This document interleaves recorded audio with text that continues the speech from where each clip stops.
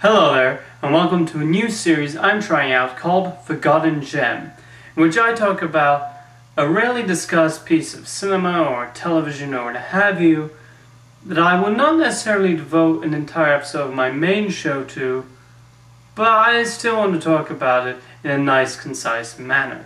So for this pilot episode, I'm going to be discussing this sitcom from New Zealand. You know, for a country where sheep outnumber the people, they've really gone far in the past decade. They have those Lord of the Rings films, not to mention their comedy has attracted international attention, particularly Flight of the Conchords on HBO. You're thinking of Australians? Yeah, that's Australians. That's Australians. No, New Zealanders. They throw another shrimp on the barbie, ride around in your kangaroos all day. No, that's Australians. You're thinking of Australians, that's not us. I've totally confused you with Australians. I feel terrible. Oh, no.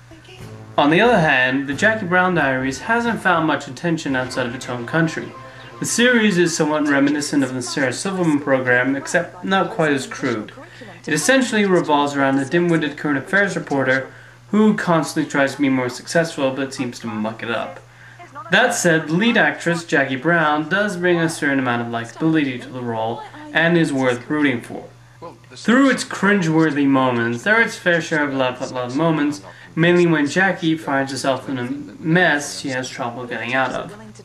She is essentially the star of the show, but the supporting players get some deeps and loves in there, particularly the stereotypical self-absorbed anchorman and Jaquie's frequently annoyed publicist. The series is also notable for its frequent celebrity appearances from famous New Zealand celebrities, the larger majority of which I have absolutely no idea who they are, so those jokes were pretty much lost on me. What's particularly interesting about the series is that the real Jaquie Brown is not a comedian, but is an actual television reporter who was given her own television series. Pop quiz? Sorry? Pop quiz. Pop quiz between you and the kid, you know? If he wins, then you've got to support the curriculum. Jaquie, forget it. We don't have time for this. I'm not taking part in any quiz. Why not?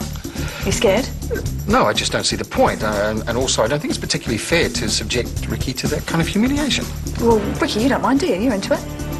See, he's into it. Okay, it's agreed.